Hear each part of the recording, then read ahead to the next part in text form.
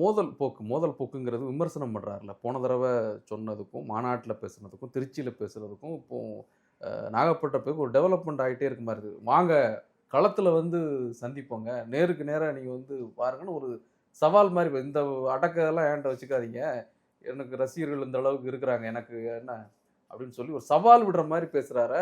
அப்போ ஒரு அந்த கூட்டம் திருச்சி வந்து ஒரு பெரிய நம்பிக்கை கொடுத்துருச்சோன்னு ஆமா எனக்கு தோணுது. இல்ல உண்மைதான். அதாவது திருச்சி கொடுத்த நம்பிக்கை தான் அவரை இவ்வளவு பேச வைக்குது. முதல்ல மாநாடு பெரிய நம்பிக்கை கொடுத்துருச்சு. சரி. முதல் மாநாடு அவரே எதிர்பார்க்கல, அவ்வளவு பெரிய நம்பிக்கையை அவர் கொடுத்துருச்சு. ரெண்டாவது மாநாடு இன்னும் நம்பிக்கையை கொடுத்துருச்சு. சரி. அதுக்கப்புறம் திருச்சி பயணம் வந்து இன்னும் வந்து ஒரு பெரிய அவருக்கு ஒரு மாசை கிரியேட் பண்ணி கொடுத்துருச்சு.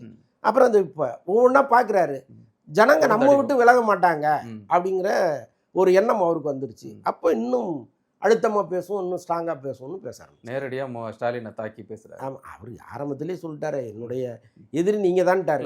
எதிரின்னு சொல்கிறதுக்கும் இப்போ நீங்கள் அந்த டெவலப்மெண்ட்டை தான் கேட்குறாங்க. அவர் என்ன சொல்கிறார், இப்போ வந்து நீங்கள் வாங்க பார்த்துப்போம், என்னை வந்து நீங்கள் அடக்கி இது பண்ணுவீங்களா, களத்தில் வந்து நம்ம சந்திப்போம், நேருக்கு நேரான்னு பேசுறது வந்து பேரை குறிப்பிட்டு ஸ்டாலின் என்ன சார் சிஎம் சார் வாங்க சார் பார்த்துக்கலாம்னு சொல்லும்போது ஒரு மிதமிஞ்சி ஒரு நம்பிக்கை அவருக்குள்ள தெரியுத மாதிரி இருக்கான்னு பார்க்குறேன். இல்லைங்க, ஜெயிச்சிட்டோம், பல இடங்கள் கிடைச்சிருச்சு, நம்ம நாளைக்கே உட்கார போற மாதிரியான ஒரு நம்பிக்கை அவர்கிட்ட தெரியுது. அந்த நம்பிக்கை அவருக்கு இருந்தால் தான் அரசியலே பண்ண முடியும்.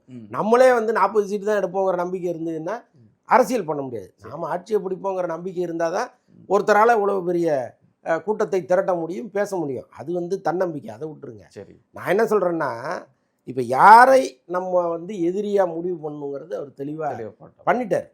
இப்போ இவர் தான் நமக்கு எதிரின்னு ஃபிக்ஸ் பண்ணிட்டார். அப்போ தொடர்ந்து அவரை பற்றி தான் பேசணும். இன்னொன்று ஆளுங்கட்சியை பேசினா தான் இப்போ ஆளுங்கட்சிக்கு எதிரான ஓட்டுகள் இங்கே சிதறி கிடக்குல்ல, அதை ஒருங்கிணைத்து அது எனக்குன்னு வரணும்னு அவர் நினைக்கிறார். ஸோ இப்படி பேசினாதான் அந்த ஓட்டுக்கள் ஒரு இடத்துக்கு வரும்.